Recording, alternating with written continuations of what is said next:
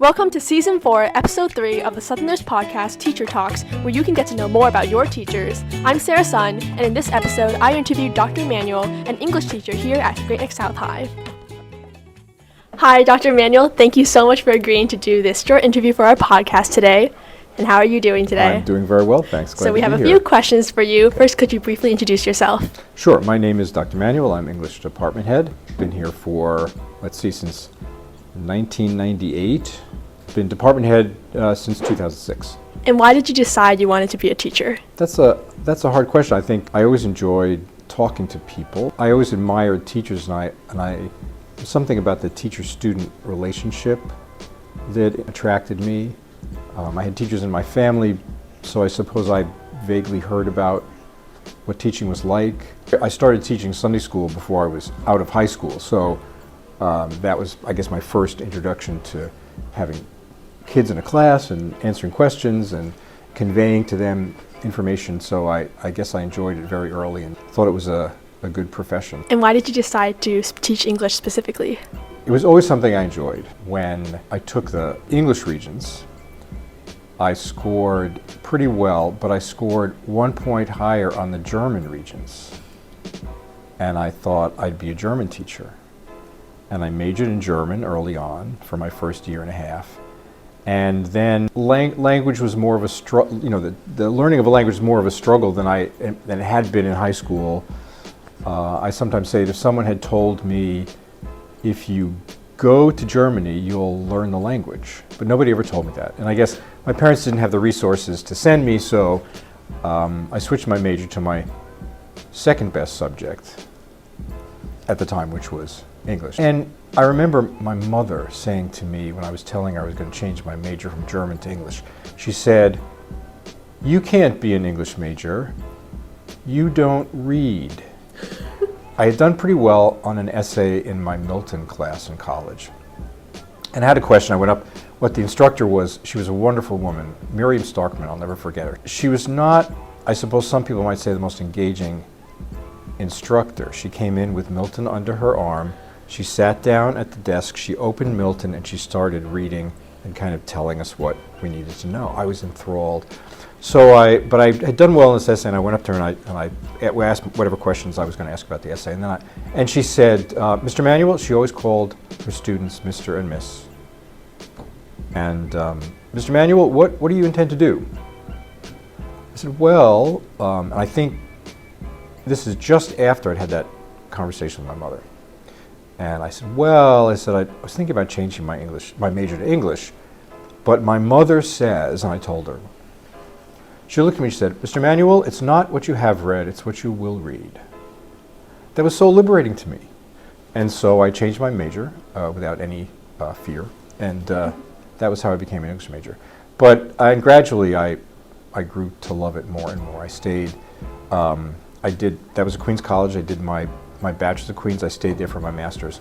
Then I went out, and while I was doing my master's, I was teaching at Queens College. That was part of the arrangement. And I took a year break to teach in the Midwest, and then I came back to look for PhD programs. And then I taught again at Queens, and while I was looking for a PhD program, and then I went to Rutgers for my doctorate. And as I continued to study, my interest kind of shifted from prose to poetry, and from Victorian to Renaissance, and then to Old English eventually.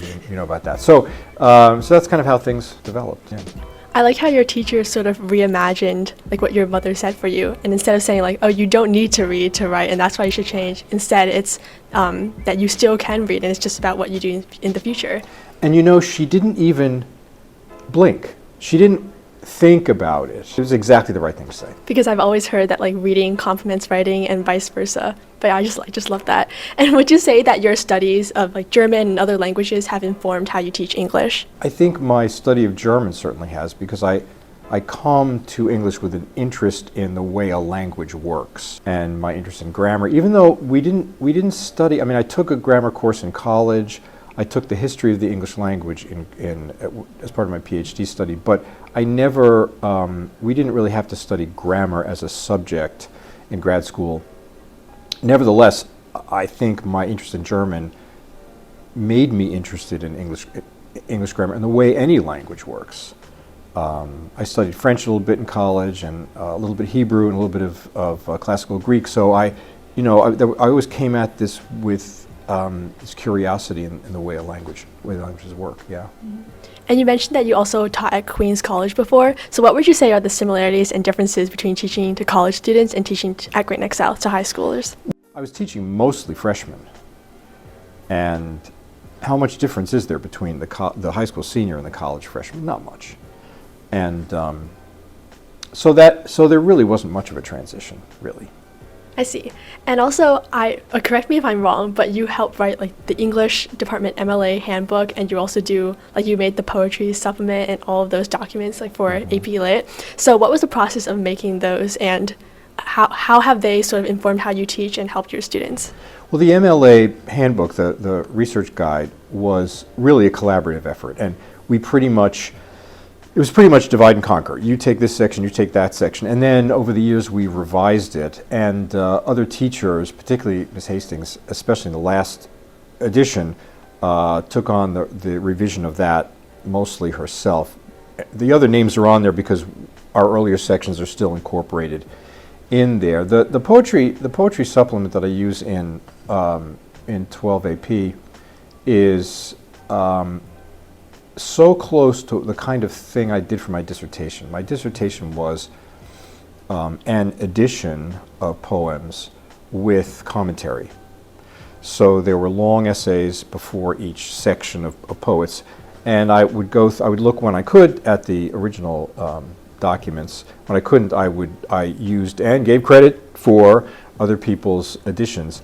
But I was looking at, as I am in that document, looking for lines that need to be clarified, words that need to be glossed, explanations that students will need. So that document and many of the other, even the single sheets I hand out about this poem or that poem, I always document so the students can have a better reading experience, a clearer reading experience, an easier reading experience. Got it. And what would you say is your favorite work of literature that you've ever taught? And do you think it's important that students learn or read works from a lot of different time periods, like for example from Beowulf, like Anglo-Saxon, to all the way to like modern literature? Well, the answer to that is yes. They should read as widely as possible. I don't teach all those periods because we don't have time. I do feel as if students, especially when it comes to the more modern works, can pick and choose for themselves. The dust has yet to settle. Which of these works is going to be deemed worthy to be canonized in the literature we teach? So I'm not going to determine what students are going to read, and there's so much that they wouldn't read unless it were part of a class. I feel that's my job, to introduce them to things to texts that they might not have read on their own. I also think it's important for them to see the tradition that informs whatever they're reading today.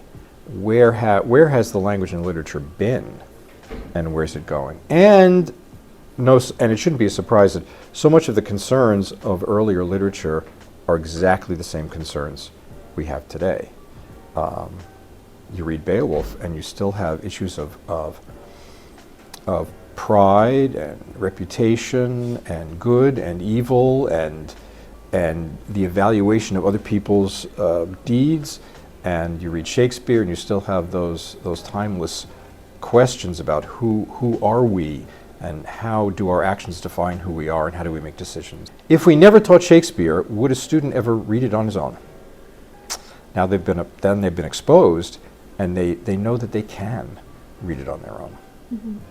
And this is a little bit tangential, but I just thought of it. And I remember you mentioned that you studied Anglo-Saxon a bit in college. And when we walked into your class and you started reading like Beowulf in Anglo-Saxon, like out loud, we were all really fascinated. So what was that experience like, and what is it like? How does it inform how you teach Beowulf, like knowing the original language it was written in? Well, in the first place, I don't know the original as well as I ought to do it, right? So, I did, as I told the class, I took at Rutgers, the Anglo-Saxon was 2 semesters. The first semester was the language itself. The second semester was translating Beowulf. And as I told the class, I took the first semester, and then the second semester was canceled for lack of enrollment. So none of us were ever able to go on. So I don't really know Anglo-Saxon as well as I wish I did. I will say that every year when I teach Beowulf, I have the desire to go back and I pull out my Anglo-Saxon reader and my grammar and I try to review it because it piques my curiosity again. So I think it's helpful to have the Anglo-Saxon, and it helps me to see where it translates. I mean, I can go to the Anglo-Saxon and I can see I have enough left of my knowledge of Anglo-Saxon. I can at least, when I look up the words and I can figure out the grammar, I can see where a translator has had to make choices and maybe has, kind of leveled out the complexity, because you make choices when you translate, and so he's chosen this rather than that way of expressing it, and I can see what the other options some of the options might have been, and that's really helpful. And I love how the way that you teach that kind of translation, how it might not always be accurate, and there's always like historical nuances that influence what we read today in the literature. I just it gives us all like a broader worldview, and I like that it's a part of the course and a part of what you teach. And now going away from like the school side of things, what do you do outside of school as hobbies? My musical career is, I wouldn't call it a hobby exactly, because it is something that takes a lot of my time. My church work takes a lot of time. I'm involved in my church. I'm an elder in my church, so I have responsibilities there. I teach a Bible class at church. So there again, the how to interpret a text, what do you do with translation? I have just barely enough Hebrew that I can look at the Old Testament, just barely enough Greek that I can look at with a lot of help, I can look and see what's going on, and that really. So I'm doing similar things in my church work as I am here. But of course, then there's the whole aspect of faith that is the point of all of that. Would you say that your careers in English and music inform each other in any way? Absolutely. You probably will remember in class where I talk about music, and I talk about, especially as lyric poetry develops from Anglo-Saxon into the Renaissance, how much musical theory and the development of melody and so forth, even though I wish I knew more about that, affects the poems. And their choice of stanzas, their choice of meter, all has a relationship to the melody that is going to be associated with it. Even if it's not written for a specific melody, there's the potential for someone, as John Donne talks about, one of his lyrics, being written and then being set by some musician who now repeats his words back to him. So he says the anguish that he felt writing the poem is now repeated back to him by this singer singing the poem, which is an interesting insight into the way the relationship between music and poetry at the time, even at the time. And in terms of literature influencing the music, absolutely, because when I conduct the choir at my church, and when I'm conducting the choir, I remind them that we're singing a text, that the text has to be communicated, and I might talk about the way it's set. When I first started to study, my first voice teacher was ecstatic to find out that I was a German student. And so he gave me all this German repertoire to learn. And I mean, I didn't even know that existed. And it opened up a whole world to me. Well, this has been an amazing interview. Thank you so much, Dr. Manuel, for your time. Well, thanks for asking me. It's a pleasure to be here. This podcast is brought to you by The Southerner, Great Neck South High's newspaper. It is hosted by Sarah Sun and Lily Wu, directed by Amelia Liao, and edited by Janice Lee.